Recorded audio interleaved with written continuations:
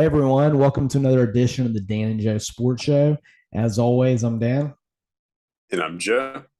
All right, Joe, after what seems to be a forever 7 months, we have reached week zero.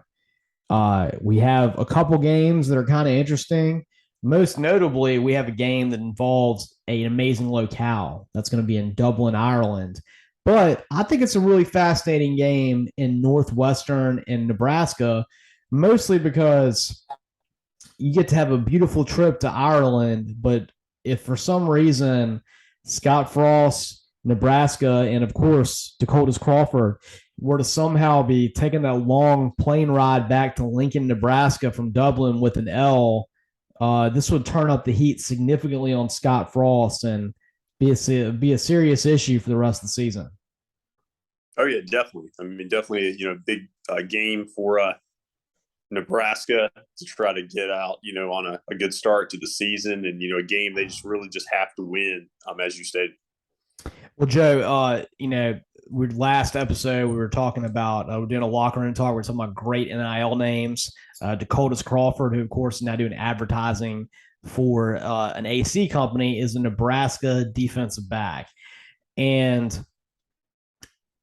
led me to thinking we can finally start betting on college football again. So our first lock of the week, the first official Dan lock of the week, is actually going to be on Dakota's Crawford and his defense taking on Northwestern.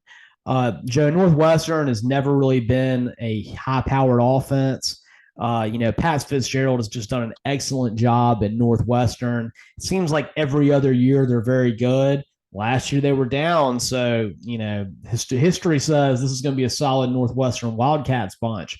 But one thing that Pat Fitzgerald always has is a good defense, and one thing that Nebraska has had the last couple of years is a pretty anemic offense, but a great defense. And Joe, you add that on to the fact that Nebraska has a new offensive coordinator. A new offensive coordinator, Whipple, who was with Pittsburgh last year, who tends to throw the ball a lot, which is not something you see with Nebraska football very often. And they also have a new quarterback, Casey Thompson, who played for Texas last season in a lot of games. Pretty hyped transfer to Nebraska, but still going to be his very first game against what's always a stalwart Northwestern defense. This all leads me to really like the under in this game. Over under is 49.5. That's not a whole lot of points. But Joe, I could very easily see in this be a game that is a 17-14 winner, 21-20, something like that. And 49.5 is way too many points to me. I like the under on this game and look for a very ugly defensive slugfest with all the leprechauns in Ireland. Yeah, I think that's a good point. Everything you said, I think, is very accurate with the prediction. And then also, Ireland, it rains pretty much every day. And so you got to think at some point, it's going to be kind of wet, having to run the football. And then also, I think starting a week early and then with the travel, there's not going to be quite as much preparation time as you would normally have for a game week. And so I think that tends to favor the defense. Yeah, Joe. I mean, a lot of times, they say it during fall camp, the defense is always ahead of the offense, right? That's you always hear when you're thinking about 8A games, when you're hearing what's going on in fall practice. Well, that gets magnified when you got a new starting quarterback, new offensive coordinator, you're traveling thousands of miles. Also, Joe, let's face it, they're going to Ireland, both of these. There's college kids, they can drink. There's a good chance, too, you might see a little bit of sluggishness coming out after they've had themselves one too many green beers. There's a lot of things that lead me to say this is going to be an ugly game with a lot of defense in it. Yeah, I think so. I'll be interested to see kind of what the crowd is like in the stadium, too. I think it's going to be a good crowd. I mean, in my mind, this is such a great, excellent trip for, Chicago, which has a heavy Irish background to it. So, of course, most Northwestern fans are probably going to live in the Chicago area. And, Nebraska is there, even though they've been through a real downturn the last 25 years, they're still one of the premier brands in college football. So I think there's going to be a lot of Nebraska fans that are really going to travel to take that experience into Dublin. So I think it's going to be a good crowd there. That's true. It's one of the few moments where they've really been on a national stage in the last 20 years. Exactly. And Joe, this is going to be really interesting because, you and I lauded the Scott Frost hire when it first happened. I think everybody did. I mean, guy won a couple national championships as a starting quarterback at Nebraska. He did such an amazing job with the UCF, which, by the way, we're going to talk about UCF a little later in the segment. Um, and I mean, he did so many great things as a coach at UCF, and including beating the new coach of UCF, which we'll talk about later. And when he went to Nebraska as a hometown hero returning, you really thought it was going to be great, and it's been anything but that. And this is the season where I think if he had been a regular coach, like a Frank Solich, somebody who didn't have that background, the Tom Osborne credos to him, he probably would have been fired last year. I mean, in all honesty, they went 3-9 last year. They lost a lot of close games, which to me is usually a sign of coaching and player buy-in.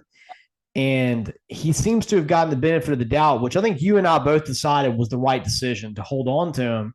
But this is a must win. I mean, this is serious. He needs to win this game so that he can get off to the right start. And maybe, in what I see as a Big Ten that's very top heavy, with, Ohio State being leaps and bounds over everybody else. And I mean, some good teams like Ohio, like Michigan and Penn State. But Nebraska has the chance to be right in there in that second tier, but they have to make that leap this year, and that's what he needs to get. I mean, this needs to be a 9-win season, I think, for him to feel good about where he's at in Lincoln.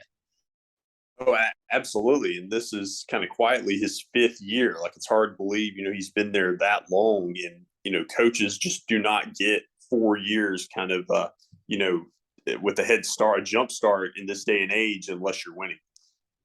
That's right. So this is a fascinating game to me, and one that, and Pat Fitzgerald goes in with his Northwestern team, and that guy, he could lose every game this season and the next season and probably still keep his job. I mean, that guy is a god of Chicago right now. He's done so much with so little. He's done basically what James Franklin did at Vanderbilt, except over what we're talking a 15-year period now. I mean, Pat Fitzgerald's been there forever. So there's no pressure on him. All the pressure is on Scott Frost, and I'm very fascinated by this game. And I really hope – I like Northwestern, but I really want Nebraska to win, because everyone I've ever met from Nebraska has just been a great person. They have a great fan base, and I really want Scott Frost to be successful. Yeah, it definitely all starts Saturday for them.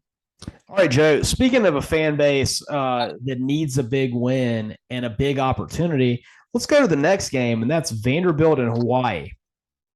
This is a massive showdown for Vanderbilt because they get to be the primetime game that night.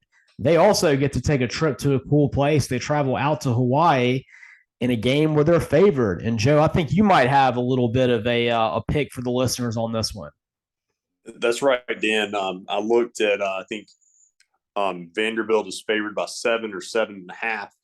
And I would say vote, or go with Hawaii on the points. I feel like, games at Hawaii can get kind of crazy, so you don't really know exactly how it's going to go. But I tend to believe that I just can't trust Vanderbilt to convincingly win this game by more than a touchdown or 2 touchdowns. So I kind of feel like it'll be kind of a close game. You might see the offenses moving the ball at times, but I still would probably project Vanderbilt to find a way to win, having the better defense. But I think that Hawaii will keep it closer than 1 possession. Yeah, Joe, this is a fascinating game to me because, I mean, Clark Lee was in his first year at Vanderbilt last year, predictably had a poor season. He supposedly has a really good quarterback in Frank Wright coming in, who is able to run the ball really well. But Hawaii is being coached by, we're talking about favored sons with Scott Frost in Nebraska. How about the all-time passing leader in the history of college football? That's right, Timmy Chang returns to Hawaii in his first season as head coach. And you got to think that with Timmy Chang being the head coach, it's going to be all about throwing the football. Vanderbilt's going to have a good defense, of course. That's what Clark Lee is known for being a defensive coordinator at Notre Dame before he took the job. But you're right, Joe. I mean, when teams travel out to Hawaii, they tend to either lose or have great games. I mean, I remember when I was in high school, Alabama traveled out to Hawaii and got beat. It happens. And, of course, that's Alabama. I know it wasn't Nick Saban's Alabama. It was Mike Shula's Alabama. But still, if a team, that's still going to have the kind of athletes you would have at Alabama can go out and lose to Hawaii, then surely Vanderbilt can. And I really like your pick on the points because I don't know that I would favor Vanderbilt by 7.5 points against, Delta State if they played them. I mean, it's hard to see. That's a two scores in a Vanderbilt game. That doesn't happen very often. No, no. If you told me Hawaii won, I wouldn't be shocked. No, not at all. I mean, I think this is a huge stepping stone game for Vanderbilt to see where they're at. But yet again, just like in Northwestern, I don't think there's any pressure at all in Hawaii. They're getting to play at home. They're getting to have a marquee opponent in the stadium. There's probably going to be, a real lit atmosphere. And this might be one where, we're talking about locks. You can pick Hawaii on the points. There might be a good premium and maybe taking Hawaii on the money line on this one. Yeah, and I think that, they're going to be playing with house money, but also you have the new coaching staff, having a quarterback that played there. He wants to bring that program back to where they were 15 to 20 years ago, when they were winning 7 or 8 games a year, if not more, and being a relevant program with an offense that people wanted to turn on the TV and watch. And they've kind of just gone away from that a lot of years in recent history, and they're definitely wanting to get back to that level. And Joe, something to think about too, and I'll bring this up later. There is a certain conference out on the West Coast right now that is starting to bleed members, go into a different conference. And let's say Hawaii goes out there and gets a signature win. That's an interesting, idea of a team that you could get in. Hawaii's got to travel everywhere to play anyway. Maybe that'd be someone the Pac-12 would look at to fill in what's surely going to be. It's already been a pretty sizable exodus, but I think it's going to be a mass exodus by the time it's over. Well, I mean, I've seen their women's softball team make it to the World Series before, and I know that their men's basketball team has won the tournament game in recent years. So they definitely have, a good athletic program, and football, needs to, of course, carry the torch. Well, and Joe, you think about it. I mean, a lot of great recruits from Tua Tagovailoa, Manti Te'o, Troy Polamalu, all Hawaiians who left to go to Power 5 conference teams. Is it possible that if Hawaii was a Power 5 conference team, some of those guys would stay home? I think there's a large possibility of that. I think so. If they can get their facilities in order, I'm not sure if they're doing something with the stadium. I know there was some talk about doing some revitalization. If they can get that all in order, I definitely think they have the right coach, to take them to the next level. All right, Joe, quickly, let's go back to that Nebraska game real quick. Who do you have? Do you think Scott Frost brings through the W, or do you see Northwestern in the upside? I think Nebraska wins. I'd be surprised if they didn't. I just think they'll just have more firepower than Northwestern. Yeah, I like Nebraska in this game. Low scoring affair. I'm going to say 21-17. Okay. Yeah, I think I'll probably stay in that vein. I'll go something like 24-20.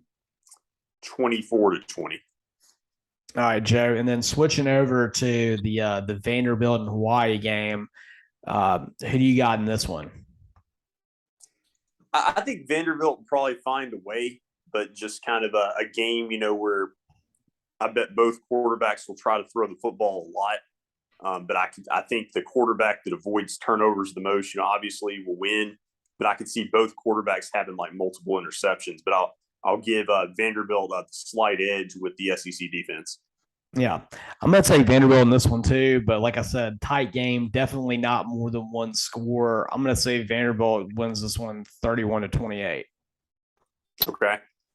I'm going to go 34 to some crazy score at 34-29. Okay.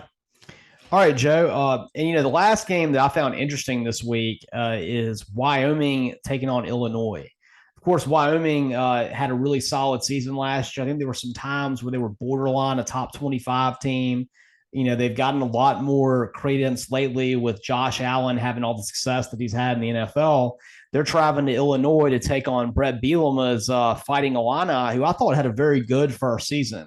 I mean, you look at it, they beat Nebraska, they beat Penn State. I think they made a bowl game.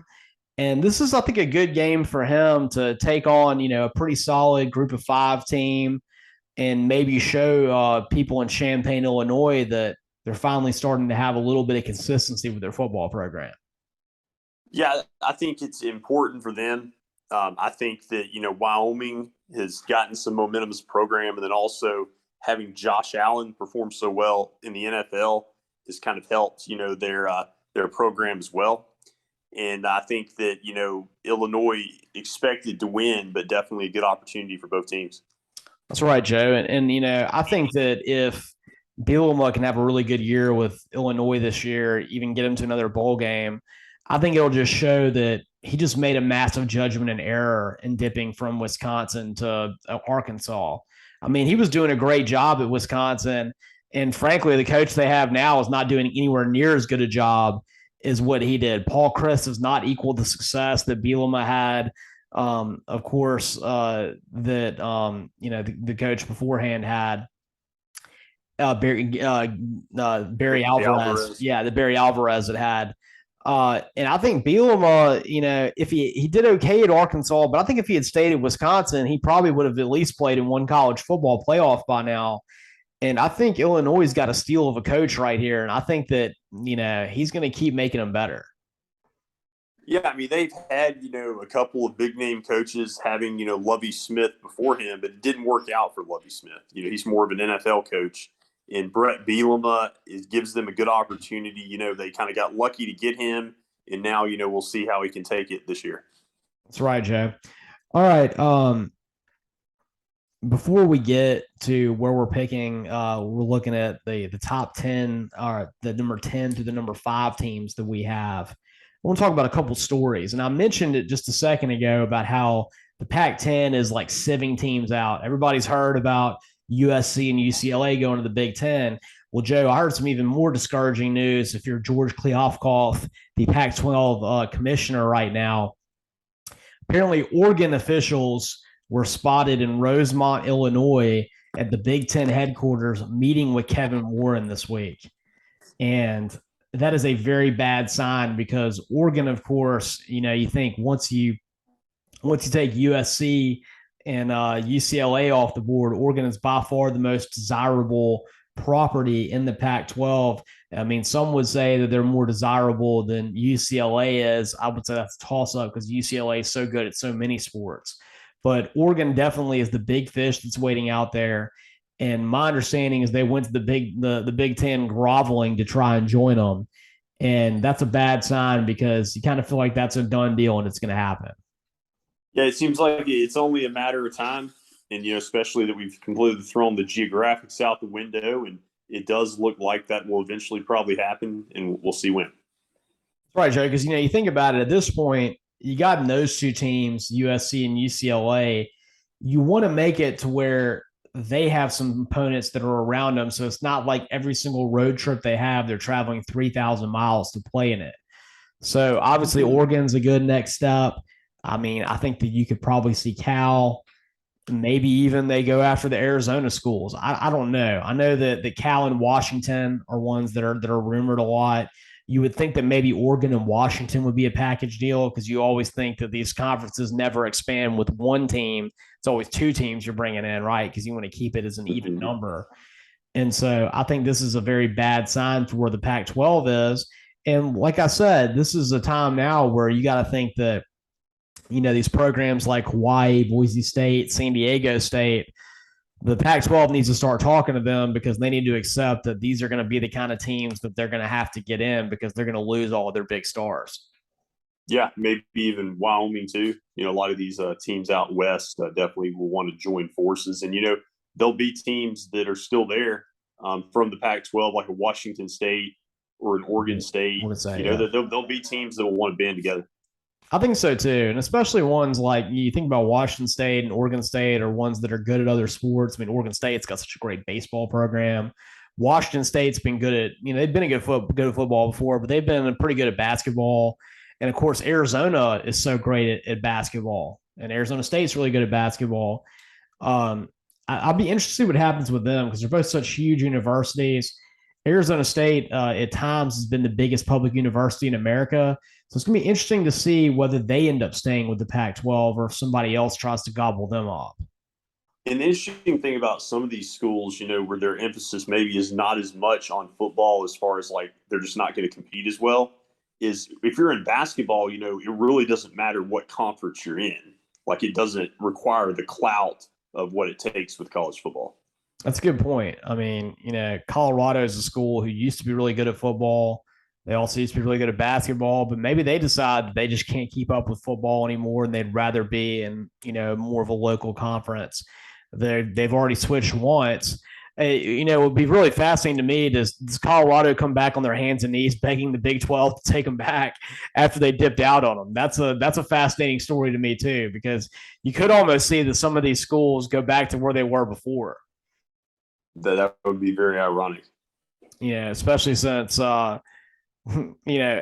I were Nebraska, I would consider going back. I know that the money is going to be so much better in the Big Ten, but if you went back to the Big 12 right now, you might win a lot more.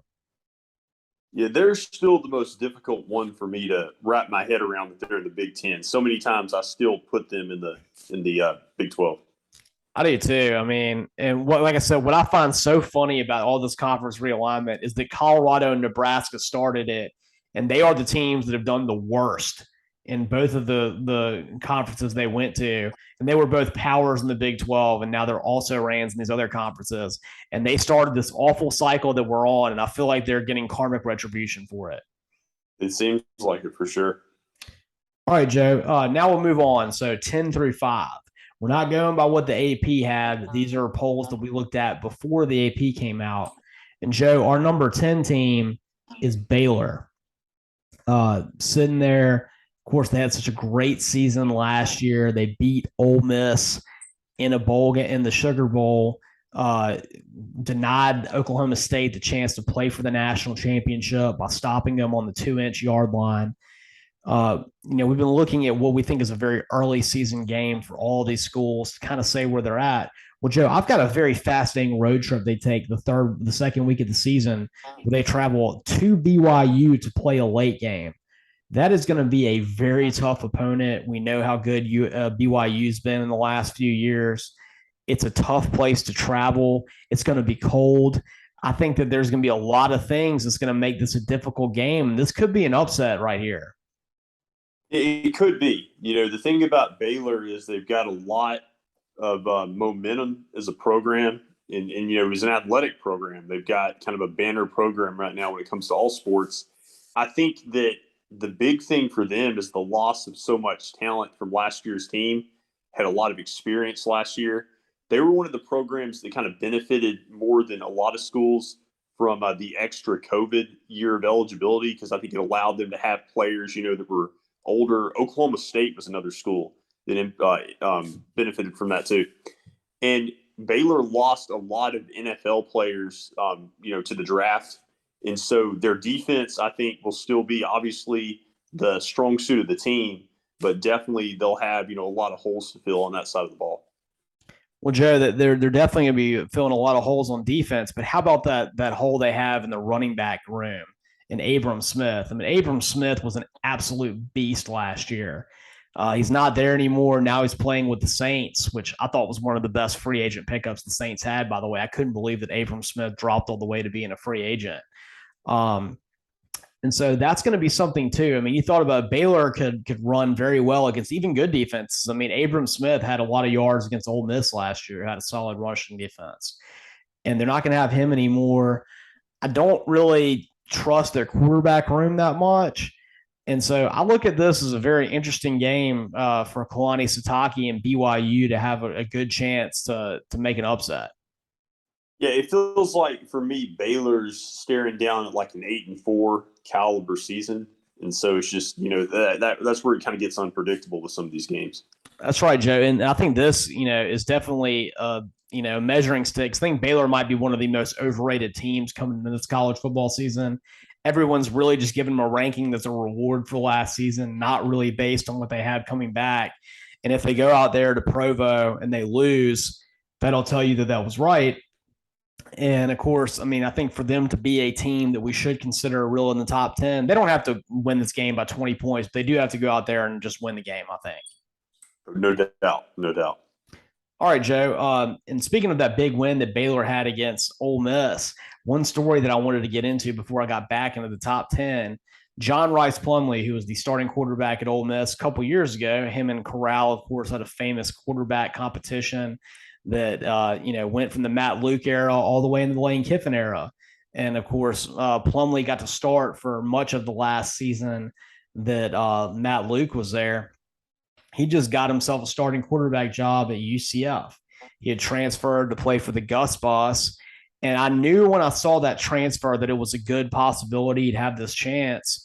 And I'm just excited for him because Gus Malzahn's offense is not tailor-made for many quarterbacks, but it is completely written down for John Rice Plumlee.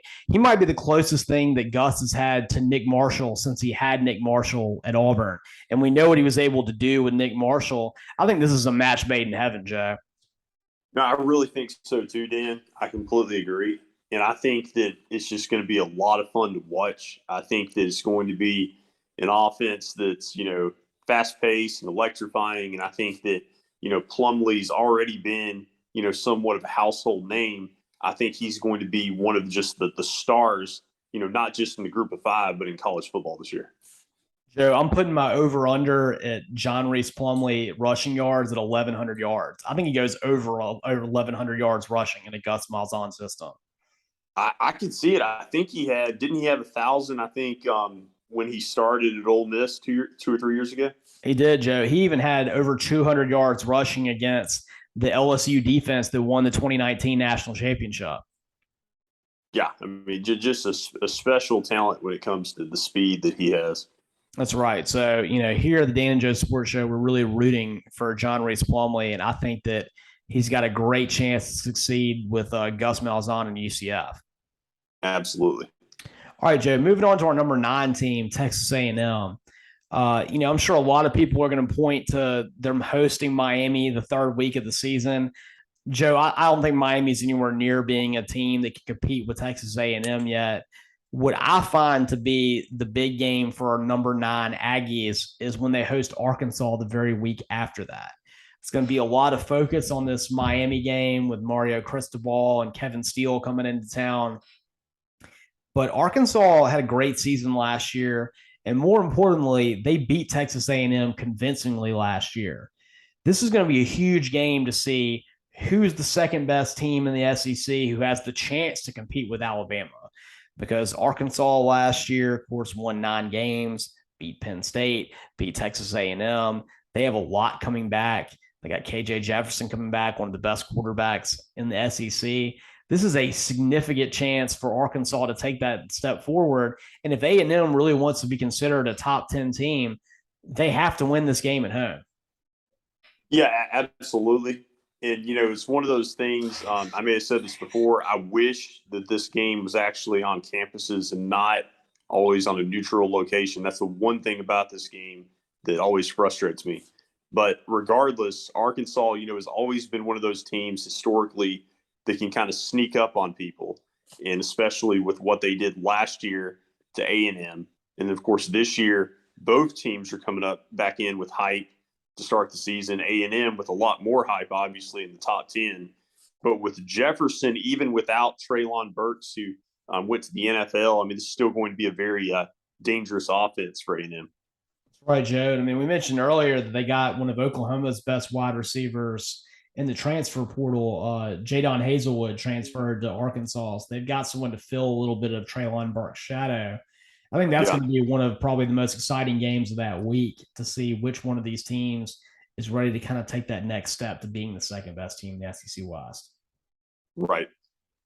All right, Joe. At number 8, we have Michigan, of course, fresh off their trip to the college football playoff.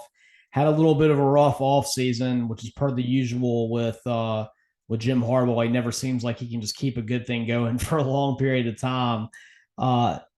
The first game that I find to them, they have just a joke of a schedule early in the season, is they go to Iowa to, take on the Wave and the Iowa Hawkeyes. Iowa, for some reason, Joe, they're not ranked in the preseason, which is crazy to me, being that Iowa was at one point in the top four last year. They're always in the top 25 at the end of the season with Kirk Ferentz. Uh, they're traveling to a team who, depending on who Iowa plays earlier in the season, they still may not be ranked. This is a scary game. It's a tough place to win at. I mean, even last year, Penn State, who had a much better team than Iowa, traveled to Iowa, lost the game. I think that if this Michigan team is going to be anything like they were last year, they have to take care of business in a hostile road environment.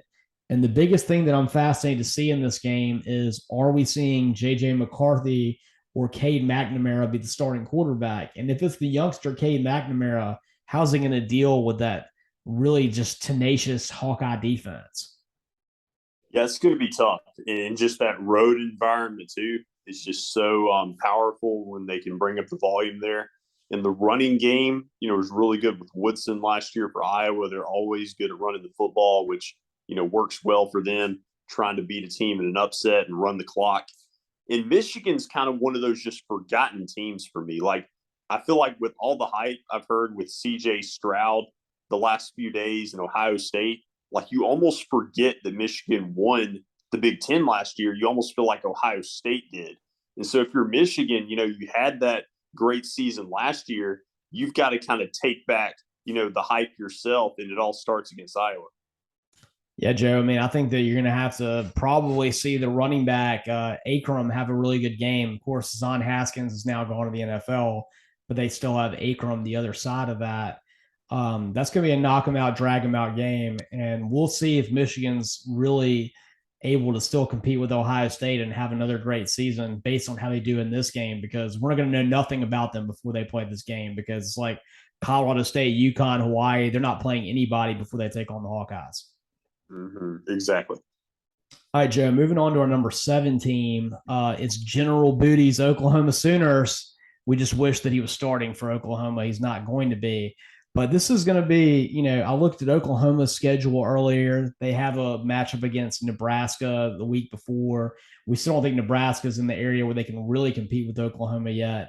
But the 4th week of the season, they travel to Kansas State, or they're hosting Kansas State, and Chris Kleinman's bunch, who beat them last year and beat them the year before that. Kansas State has been just a thorn in Oklahoma's side lately. And in the very first season of a new tenure for Oklahoma State's for Oklahoma's Brett Venables is his first head coaching job ever. This is kind of a scary game for me because we know that Kansas State's going to have a lot of confidence when they take on Oklahoma. It's a tough team to beat. And, this one that you got to think that the first season Venables wants to have this win because Oklahoma's not supposed to lose to Kansas State the way they have been. Yeah, no doubt. It's going to be a tough test for Oklahoma. It's not going to be the game that they're probably concentrating on enough on the schedule, but they certainly should be. And I really am interested with Oklahoma in general. They're one of my most fascinating teams coming into the season because I want to see how Venables does in a head coaching role. I also want to see how former Ole Miss offensive coordinator Jeff Lebby does without Lane Kiffin. He's going to have Dylan Gabriel, who he worked with at UCF. He's going to have, on paper, a high-powered offense. I want to see how it all, comes to fruition. Like, for me, you've kind of got 2 coaches with Venables as the head coach, with Lebby as the offensive coordinator. Now they're kind of the adult in the room. Like, you don't have the supervision of Lane Kiffin or Dabo Sweeney. How do you do without the training wheels? Right. They're both guys that have been really successful assistants, long-time assistants, but haven't had the chance to, really take this role to where they're at. And you're right. I'm fascinated to see it because Venables is someone who we've been talking about getting a head coaching job for the last 10 years, and he hasn't taken one. And he finally took one at his alma mater in Oklahoma. Well, I mean, he's got to succeed now because they put a lot of eggs in that one basket. So we'll see how that goes. Exactly. Joe, the last one we have, our number 6 team, where we're going to close this show out, is the Notre Dame Fighting Irish. And Joe, it's very easy to find what the most important game is that tells you what you need to know about Notre Dame. It's the very first game of the week. It's going to be College Game Day, maybe the last College Game Day we ever see at the Horseshoe in Ohio State. when Notre Dame goes in to take on either preseason number 1 or preseason 2 Ohio State, led by C.J. Stroud and, of course, Jackson Smith and Jigba, Marvin Harrison's son, and just, an amazing offense that we're going to see with Ohio State. This is going to be Marcus Freeman's second game as the head coach. Of course, he coached in that bowl game against Oklahoma State, but this is his first opener. And, for Notre Dame, this is, can you stay on the same field as an Ohio State team that everyone has already penciled in the national championship game?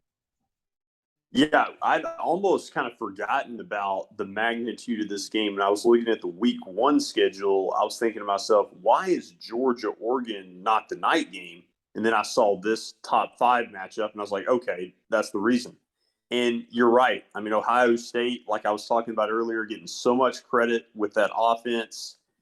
In this day and age, it's really rare that you get to see matchups like this with a lot of players that have stuck around, for subsequent seasons. I mean, how many times do you see great players just move in the transfer portal like free agents, and you don't get to see the second act of the show? And so I'm really interested to see how both of these teams look this year. We'll talk more about Ohio State, I know, next week.